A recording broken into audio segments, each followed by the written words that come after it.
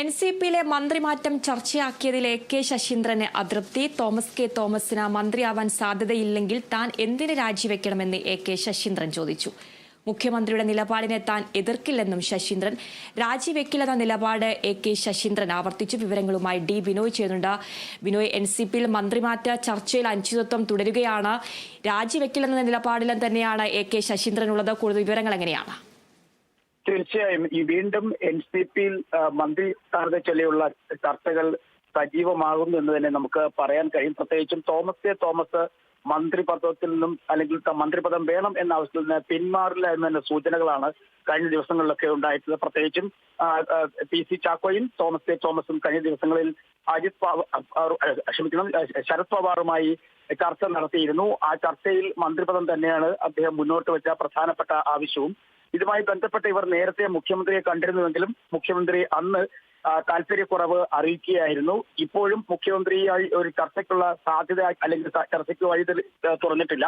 മുഖ്യമന്ത്രി ഇതുവരെയായും ഇവർക്ക് മന്ത്രിസ്ഥാനത്ത് ചൊല്ലിയുള്ള ചർച്ചയ്ക്കായി സമയം അനുവദിച്ചിട്ടുമില്ല. എങ്കിൽ തന്നെയും ശശീന്ദ്രൻ രാജിവെച്ച് ഒഴിയണം എന്ന നിലപാടിൽ ഉറച്ചു നിൽക്കുകയാണ് തോമസ് കെ തോമസ്. മന്ത്രിസ്ഥാനം കിട്ടിയില്ലെങ്കിലും കുഴപ്പമില്ല, മന്ത്രിസ്ഥാനത്ത് നിന്ന് ശശീന്ദ്രൻ രാജിവെക്കണമെന്ന ആവശ്യം ഒരു വിഭാഗം നേതാക്കൾ ഇപ്പോൾ എൻസിപിക്ക് ഉള്ളിൽ തന്നെ മുന്നോട്ട് വെക്കുന്നുണ്ട്. ഇതിന്റെ അടിസ്ഥാനത്തിലാണ് അവർ ഇന്നലെ കഴിഞ്ഞ ദിവസങ്ങളിൽ ശരത് പവാറുമായി ചർച്ച നടത്തി വീണ്ടും ശരത് പവാറിനെ കാണാൻ തീരുമാനിച്ചിട്ടുണ്ട്.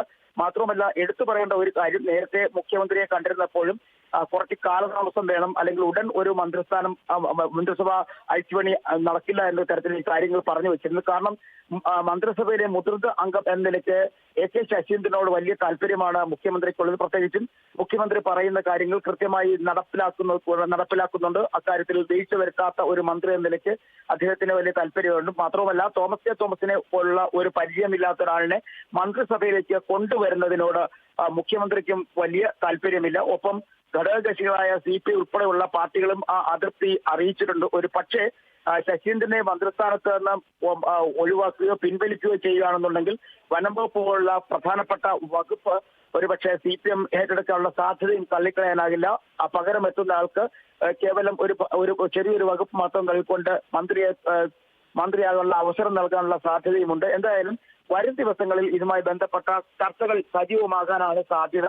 ഇന്നലെ തന്നെ തോമസ് കെ തോമസ് ഒരു അഭിപ്രായം മുന്നോട്ട് വെച്ചിരുന്നു. തനിക്ക് മന്ത്രിസ്ഥാനം വേണമെന്ന് താല്പര്യമില്ല, കെ ശശീന്ദ്രൻ മന്ത്രിസ്ഥാനത്തോട് തുടർന്ന് വിയോജിപ്പില്ല എന്നൊക്കെ പറയുന്നുണ്ടെങ്കിൽ പോലും, അത് പുറത്തു പറയുന്നതാണെങ്കിൽ പോലും പാർട്ടിക്കകത്ത് വലിയ തരത്തിലുള്ള എതിർപ്പ് കെ ശശീന്ദ്രനെതിരെ ഉന്നയിച്ചു കഴിഞ്ഞിരിക്കുകയാണ് തോമസ് കെ തോമസും PC ചാക്കോയും.